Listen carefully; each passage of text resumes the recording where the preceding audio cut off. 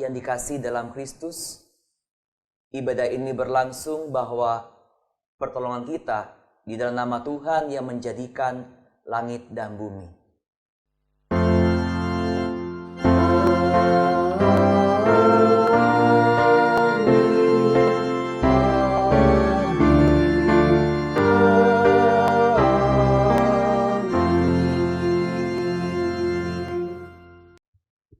Kasih karunia dan damai sejahtera dari Allah Bapa dan dari Tuhan Yesus Kristus menyertai saudara sekalian.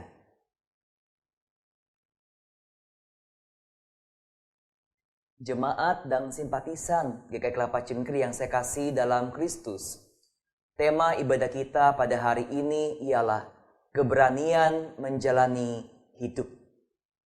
Di tengah masa pandemi COVID-19 ini, Tuhan bukan hanya hadir menyertai kita, tetapi Tuhan juga memberikan kita keberanian untuk menjalani dan menghadapi masa sulit yang kita jalani sampai hari ini.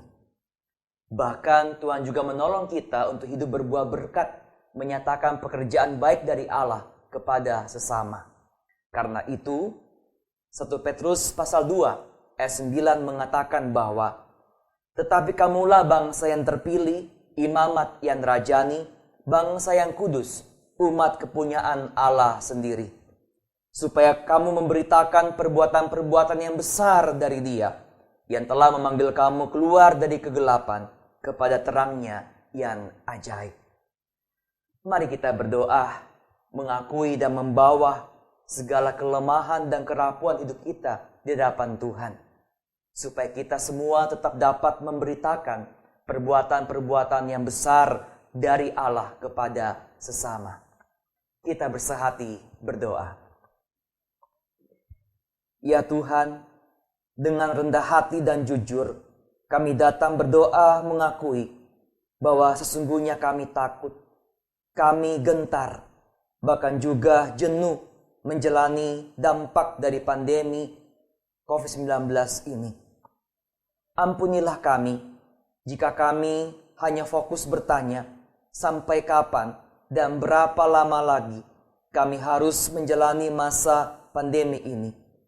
Sehingga kami melupakan bahwa banyak hal yang dapat kami kerjakan untuk Tuhan, termasuk menolong sesama yang membutuhkan pertolongan kami. Ya Tuhan, berikanlah kami hati yang tetap melekat padamu, iman yang berserah padamu, dan pengharapan yang semakin teguh, agar kami bukan hanya dapat menjalani dan melalui masa pandemi COVID-19 ini, namun juga kami dapat menata hidup kami kembali bersama Tuhan seusai masa pandemi ini. Kami berdoa memohon belas kasihan dan juga pertolongan-Mu dalam nama Tuhan kami, Yesus Kristus. Amin. Saudara sekalian, kepada kita disampaikan berita anugerah dari 1 Petrus pasal 1 ayat 3 dan 4 ia berbunyi demikian. Terpujilah Allah dan Bapa Tuhan kita, Yesus Kristus, yang karena rahmat-Nya yang besar telah melahirkan kita kembali oleh kebangkitan Yesus Kristus dari antara orang mati, kepada suatu hidup yang penuh pengharapan, untuk menerima suatu bagian yang tidak dapat binasa, yang tidak dapat cemar dan yang tidak dapat layu, yang tersimpan di surga bagi kamu. Demikianlah berita anugerah dari Tuhan.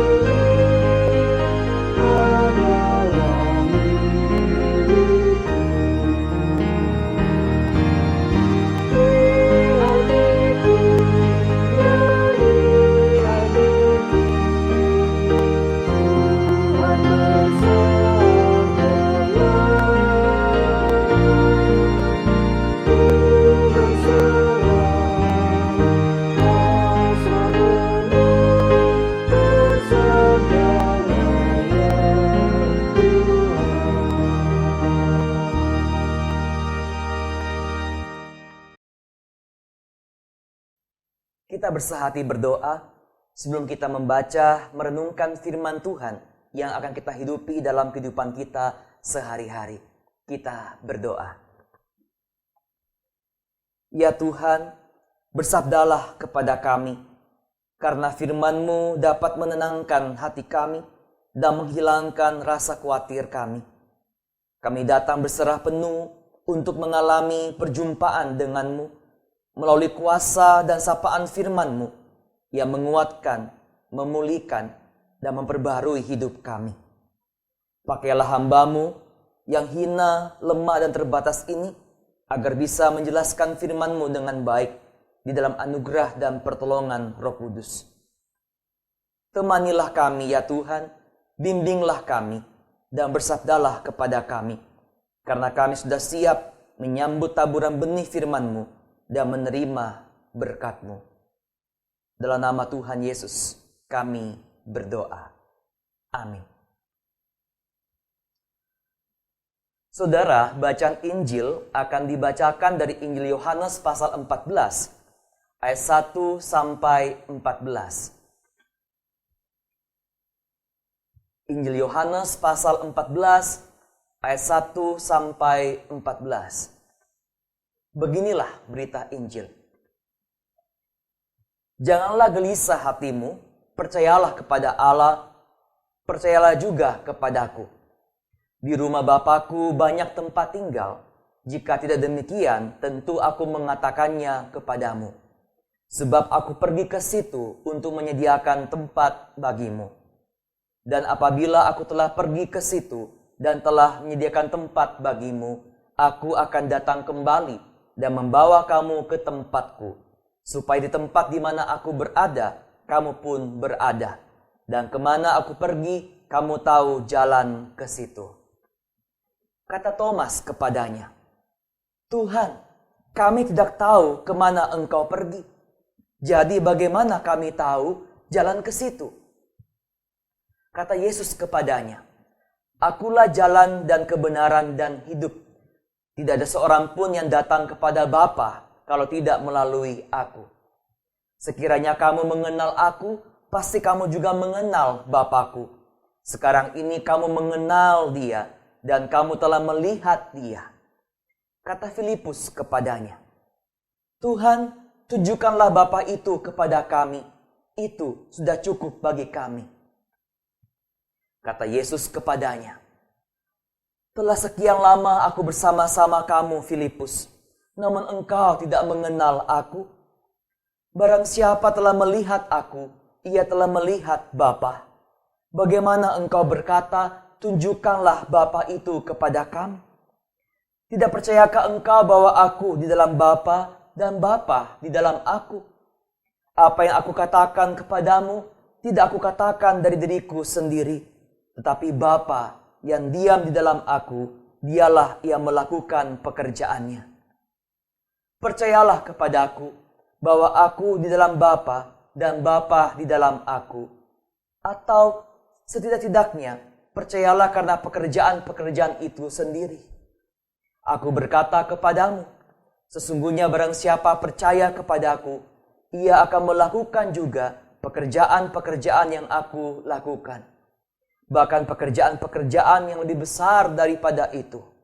Sebab aku pergi kepada Bapa, dan apa juga yang kamu minta dalam namaku, aku akan melakukannya, supaya Bapa dipermuliakan di dalam Anak.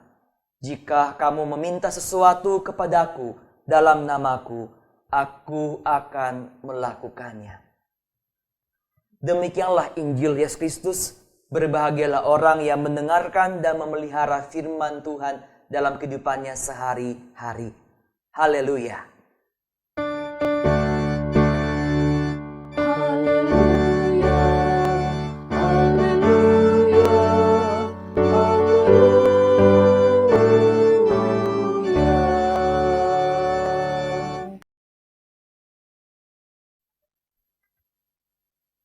Saudara sekalian, This is Sniper, 23 Days of Fear, sebuah film yang diangkat dari kisah nyata tentang sepasang penembak jitu yang menembak orang secara acak. tanpa memandang usia, gender, suku, maupun status ekonomi. Selama 23 hari, masyarakat hidup dalam teror ketakutan sampai mereka tidak berani keluar rumah. Karena sewaktu-waktu mereka bisa ditembak. Mereka hidup dalam ketakutan. Mereka takut ditembak, takut mati.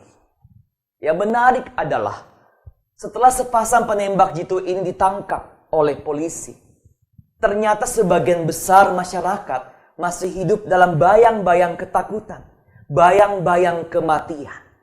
Mereka masih takut keluar rumah, bahkan beraktivitas di luar rumah dengan bebas. Ternyata teror ketakutan itu tidak pernah mereka bisa lupakan. Sehingga mereka membutuhkan waktu berhari-hari, berminggu-minggu, bahkan berbulan-bulan supaya mereka kembali berani menjalani hidup. Saudara, gambaran situasi yang juga mirip sedang apa yang kita alami dan hadapi karena pandemi COVID-19 ini. Kita bukan hanya takut dan bukan cuma susah dengan apa yang sedang terjadi sekarang ini. Tetapi mungkin kita pun bertanya, apakah kita sanggup? Apa yang harus kita lakukan untuk melalui masa sulit ini, termasuk sesudah masa pandemi ini akan berakhir? Karena bukan berarti saudara bahwa ketika masa pandemi ini berakhir, maka semua dampak yang ditimbulkan juga selesai dan beres begitu saja. Saya yakin dan percaya bahwa bayang-bayang ketakutan, bahkan kematian juga masih bisa menghantui kita seusai masa pandemi ini berakhir.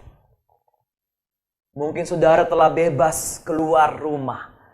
Ketika saudara berangkat kerja dan berada di lift dengan bermacam-macam orang, tiba-tiba ada orang dekat saudara yang gak menggunakan masker. Karena masa pandemi sudah selesai, dia batuk, dia pilek. Tentu saudara akan deg-degan. Langsung akan ingat tentang COVID-19. Saudara rapat di gereja bersama-sama dengan rekan-rekan sepelayanan. Di tengah-tengah rapat ada yang tiba-tiba batuk saudara. Saudara langsung takut, deg-degan karena ingat COVID-19. Bahkan banyak hal juga yang perlu kita pertahankan seusai masa pandemi ini. Ada orang yang menceritakan karena masa pandemi ini, dulu dia nggak pernah beribadah bersama keluarga tiap minggu, saudara. Hanya sesekali. Tapi karena masa pandemi ini, setiap minggu dia bisa beribadah bersama keluarganya di rumah.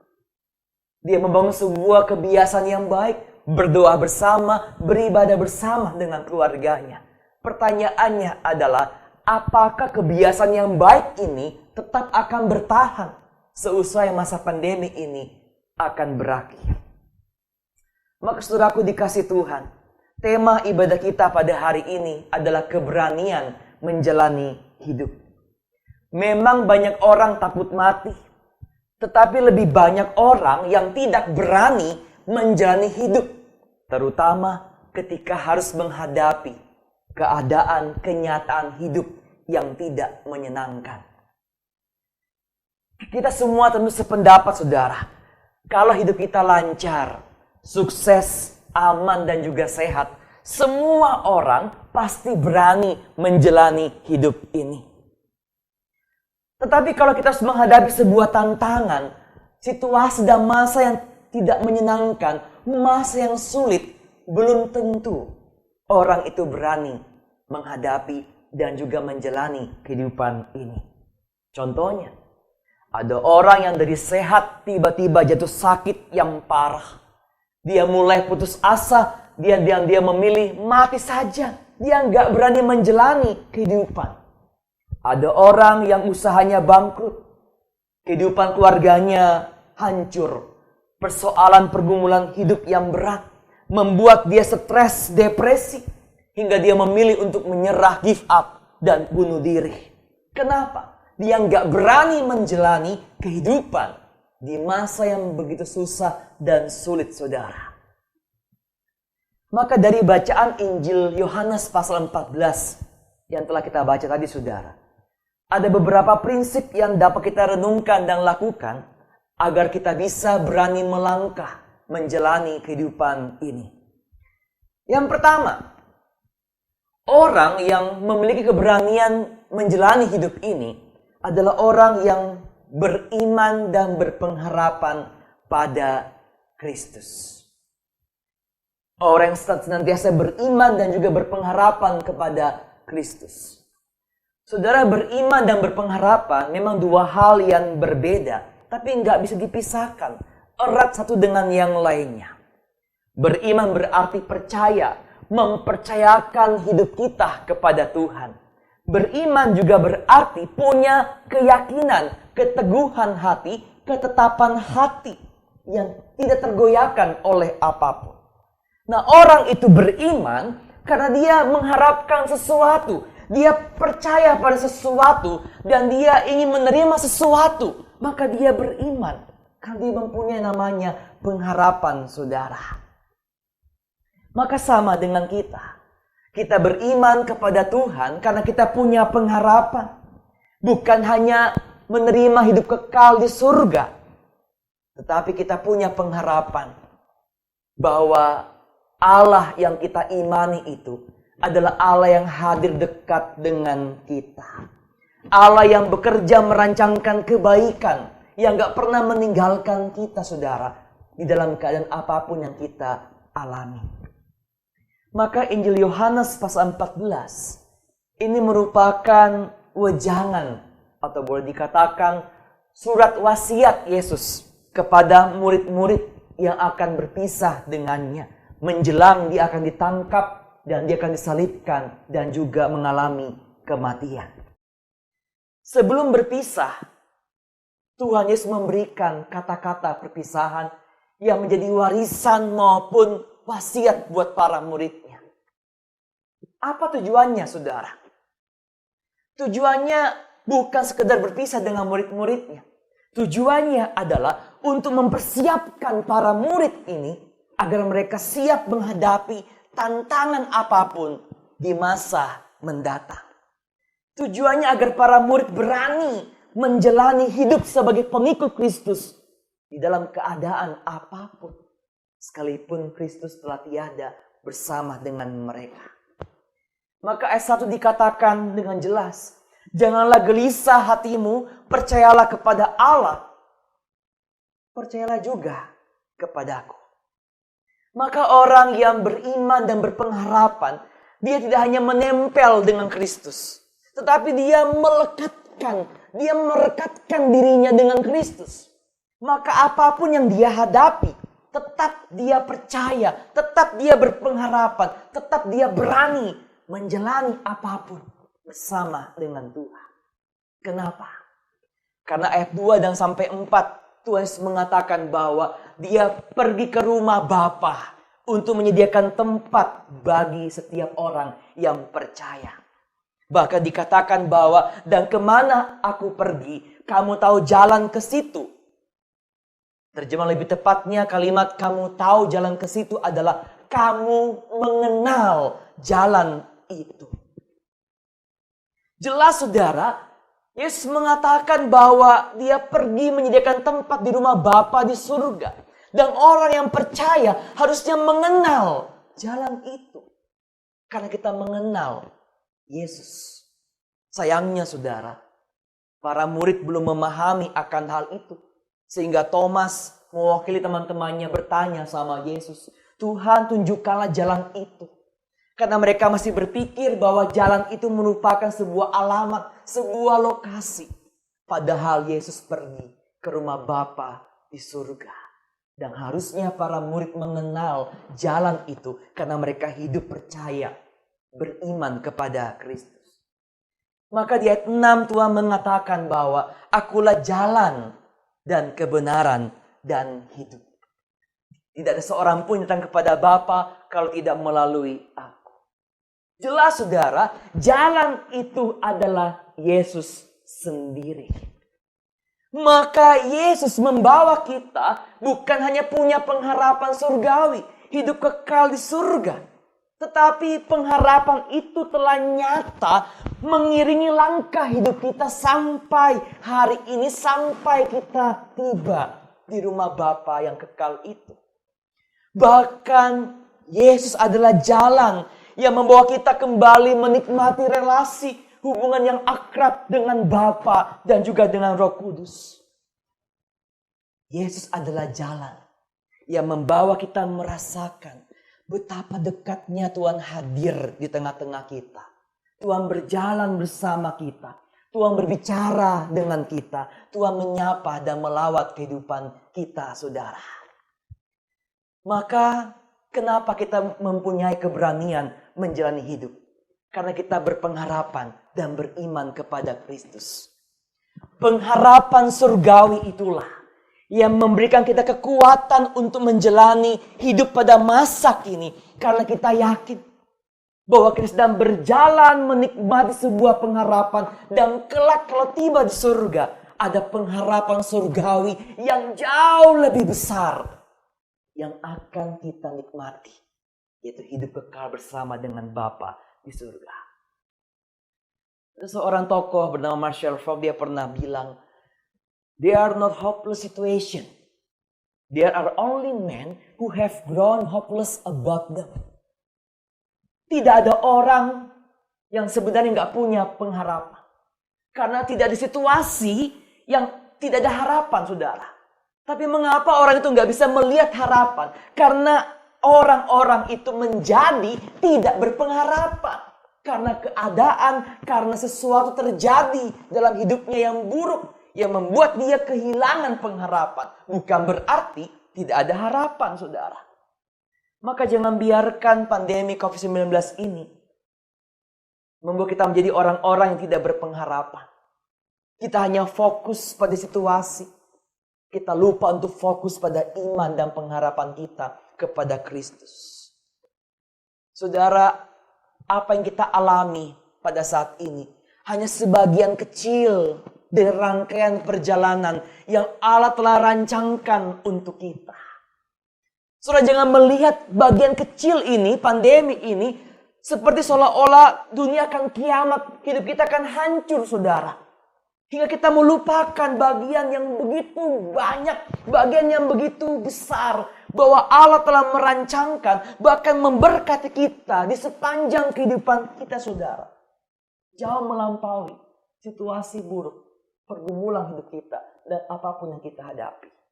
Maka yang kedua, orang yang punya keberanian menjalani hidup, dia nggak hanya beriman dan berpengharapan pada Kristus, tapi dia adalah orang yang berkarya dan berbuah bagi Kristus. Saudara tentu percaya bahwa hidup ini adalah sebuah kesempatan. Selama kita hidup, dipergunakan untuk memberkati orang lain. Maka berkarya dan berbuah bagi Tuhan, itu bukan kewajiban kita sebagai orang Kristen. Juga bukan rutinitas keagamaan kita, saudara. Tetapi hidup berkarya dan berbuah bagi Kristus, itu adalah gairah. Gairah hidup kita sebagai orang Kristen. Identitas diri kita yang merupakan tujuan hidup semua orang beriman. Yaitu hidup berkarya dan berbuah bagi Tuhan. Maka apapun yang dia hadapi, tantangan yang dia temui, rintangan yang harus dia selesaikan, tetap dia akan berani melangkah. Karena dia punya gairah. Tetap ingin berkarya dan berbuah bagi Kristus. Maka bacaan kita, saudara, pada ayat 7 dan 9b.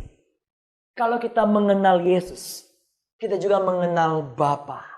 Barang siapa melihat Yesus, dia juga melihat Bapa. Bahkan di ayat 10-12 dikatakan dengan jelas bahwa melalui Yesus, Bapa menyatakan misinya untuk mengasihi dan menyelamatkan manusia berdosa, termasuk memperbaharui dunia ini. Artinya apa? Artinya bahwa barang siapa percaya kepada Yesus, dia akan melakukan kehendak Bapa, dan bukan hanya itu. Dia akan mengerjakan pekerjaan yang Bapa lakukan. Maka orang yang berani menjalani hidup ini adalah orang yang punya gairah dan tujuan selalu ingin berkarya dan berbuah bagi Kristus. Karena hidup kita ini sendiri adalah misi pekerjaan Allah. Maka orang sering mengatakan bahwa kita adalah saluran berkat Allah. Hidup kita ini, nafas kita ini pun adalah misi Allah yang harus kita hargai dan pergunakan dengan baik. Maka orang mengatakan bahwa kita dipanggil menjadi garam dan terang dunia. Berkarya dan berbuah. Kita adalah garam, kita adalah terang. Yang dipanggil untuk berbuah, berkarya bagi Kristus di dalam keadaan yang berlawanan dengan kenyamanan hidup kita. Bukankah garam dan terang itu bekerja terasa dalam keadaan kontras, dalam keadaan yang berlawanan, dalam keadaan yang tidak nyaman, saudara? Maka saudaraku dikasih Tuhan, kita nggak boleh hanya fokus mengingat apa yang telah dilakukan. Apa dampak yang ditimbulkan oleh COVID-19 dalam hidup kita. Tetapi kita harus berpikir bahwa apa yang dapat saya lakukan sebagai orang beriman, sebagai keluarga beriman, sebagai gereja di tengah-tengah masa pandemi ini. Jangan dibalik, saudara. Kita terus meratapi dan memikirkan dampak akibat dari COVID-19 yang terus kita pikirkan. Yang memang benar mempengaruhi kehidupan keluarga kita, pekerjaan kita, ekonomi kita. Tapi jangan lupa memikirkan apa yang dapat saya kerjakan untuk Tuhan. Yang dapat saya lakukan sebagai pribadi, sebagai keluarga Kristen, sebagai gereja di tengah masa pandemi ini. Saudara, marilah kita mempunyai keberanian menjalani hidup bukan hanya di tengah masa pandemi COVID-19 ini, tapi di sepanjang dan sampai akhir kehidupan kita. Tetaplah beriman dan berpengharapan pada Kristus. Itu bukan solusi akhir, tapi merupakan nafas hidup kita. Tetaplah berkarya dan berbuah bagi Kristus. Saudara, hampir 2 bulan lebih, bahkan mungkin mau 3 bulan kita mengalami masa yang sulit. Banyak hal yang bisa kita pelajari. Banyak hal dapat kita renungkan karena pandemi ini, saudara. Satu hal yang pasti membuat kita belajar dalam kelemahan, keterbatasan dan kerapuan hidup kita. Membuat kita belajar semakin bergantung dan bersandar pada Tuhan. Saudara, janganlah membohongi diri kita sendiri. Seringkali sebagai seorang pendeta, orang mengatakan pendeta itu pasti imannya kuat. Tidak mungkin khawatirlah, gak mungkin takut.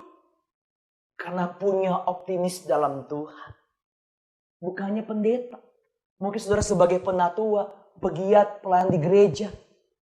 Saudara mungkin punya citra sebagai seseorang dikenal oleh karyawan, oleh sahabat, orang yang kokoh, orang yang kuat, orang yang gak mungkin khawatir, orang yang gak mungkin menyerah. Padahal saudara sedang gentar, stres, lagi depresi, memikirkan dampak yang ditimbulkan oleh COVID-19 ini, saudara. Datanglah pada Tuhan. Biarlah Tuhan tidak hanya memulihkan hidup kita, mengangkat belenggu itu, tetapi Tuhan menolong kita untuk berani menjalani kehidupan ini. Jangan sembunyikan. Datanglah pada Yesus. Karena Dia adalah jalan yang membuat kita menemukan pengharapan, kekuatan, pengampunan, ketenangan, kelegaan, dan juga keberanian untuk menghadapi dan menata hidup kita ke depan. Amin.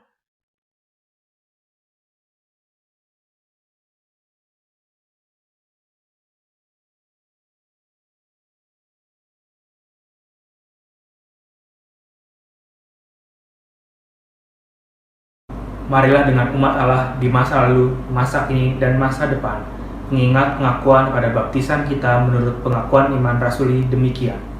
Aku percaya kepada Allah, Bapa yang Maha Kuasa, Khalik langit dan bumi, dan kepada Yesus Kristus, anak yang tunggal Tuhan kita, yang dikandung daripada Roh Kudus, lahir dari anak darah Maria, yang menderita sengsara di bawah pemerintahan Pontius Pilatus, disalibkan, mati dan dikuburkan, turun dalam kerajaan maut.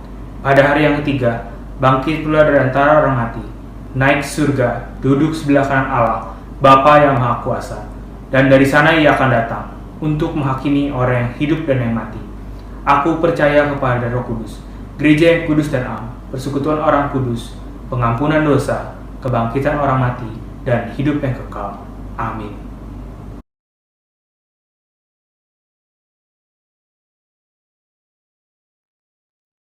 Kita bersehati berdoa syafaat. Kita berdoa. Ya Tuhan, di tengah masa pandemi COVID-19 ini, kami dipanggil untuk berani menjalani dan juga menghadapinya. Dengan tetap beriman dan berpengharapan pada Kristus, berbuah dan berkarya bagimu.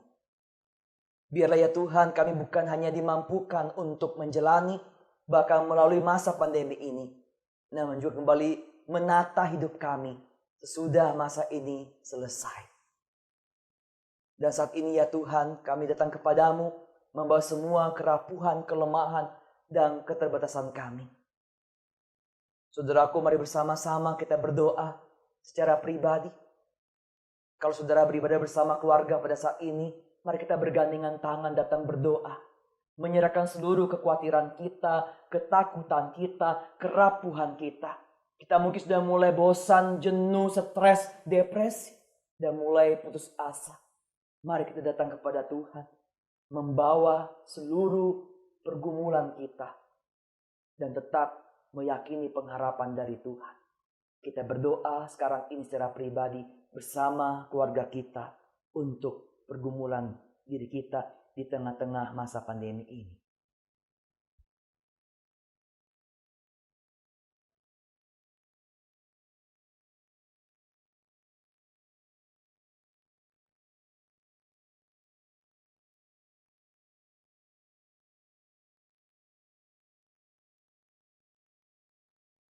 Tuhan, dengarkanlah doa kami bersama keluarga kami.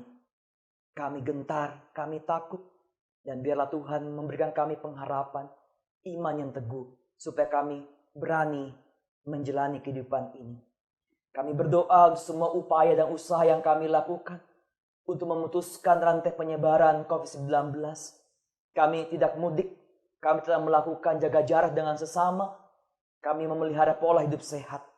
Dan kami juga berdoa biarlah kami sebagai gereja, sebagai keluarga tetap hadir menggarami dan menerangi dunia ini di tengah-tengah masa pandemi COVID-19 ini.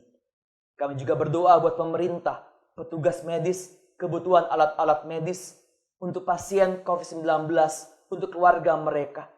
Biarlah Tuhan yang menolong dan menguatkan mereka. Demikian pula bagi setiap sahabat kami yang sedang berpuasa, Tuhan juga menolong mereka dengan memberikan mereka semangat dan juga kesehatan yang baik. Dan kami juga berdoa bagi siswa maupun mahasiswa yang masih melakukan belajar mengajar di rumah, yang mungkin mulai bosan dan jenuh.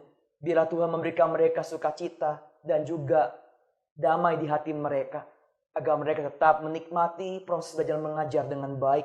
Dan kami juga berdoa bagi jemaat-Mu dan setiap orang yang mengalami kesusahan ekonomi, usaha yang sulit di tengah-tengah pandemi ini. Kiranya juga Engkau memberikan pertolongan dan juga kekuatan dari Tuhan. Inilah doa syafaat kami dan pengharapan kami yang kami bawa dalam nama Tuhan kami, Yesus Kristus. Amin. Marilah kita memberikan persembahan. Nas persembahan diambil dari 1 Petrus 2 ayat 5. Dan biarlah kamu juga dipergunakan sebagai batu hidup untuk pembangunan suatu rumah rohani bagi suatu imamat kudus, untuk mempersembahkan persembahan rohani yang karena Yesus Kristus berkenan kepada Allah.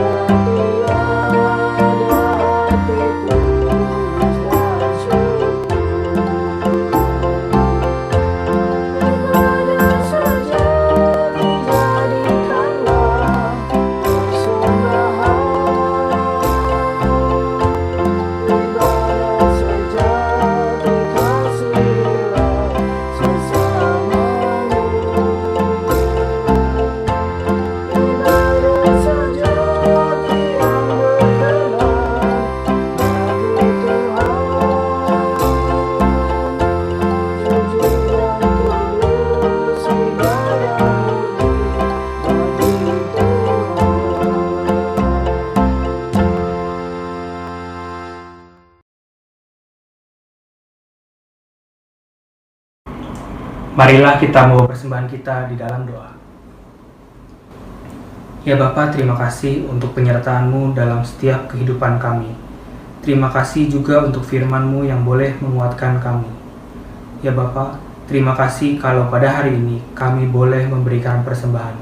Kiranya kuduskan dan terimalah persembahan kami. Mampukan kami untuk kami boleh memiliki keberanian dalam menjalani hidup kami. Kami berdoa di dalam nama Tuhan Yesus. Amin.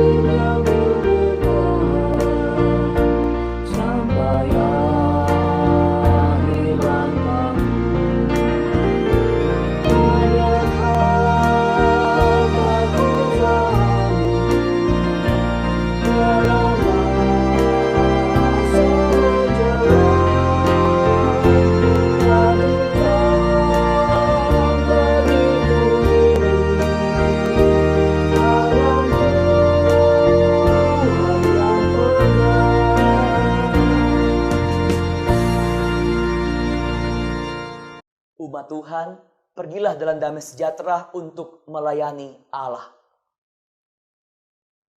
Kini sambut dan terimalah berkat dari Tuhan, agar engkau bersama keluargamu tetap dapat hidup menjadi berkat di tengah masa pandemi COVID-19 ini. Tuhan setia menjagamu dan menyelamatkan hidupmu dalam karya anugerah dan cahaya kemuliaannya. Tuhan selalu merangkulmu dengan kuasanya yang sempurna dan merengkumu dalam cinta kasihnya yang kekal. Dan Tuhan berjanji akan selalu menyertaimu dan memberkati hidupmu, agar engkau kuat dalam kelemahan dan tetap berkarya, berani menyatakan pekerjaan baik, berani menjalani hidup ini dari sekarang dan sampai selama-lamanya. Amin.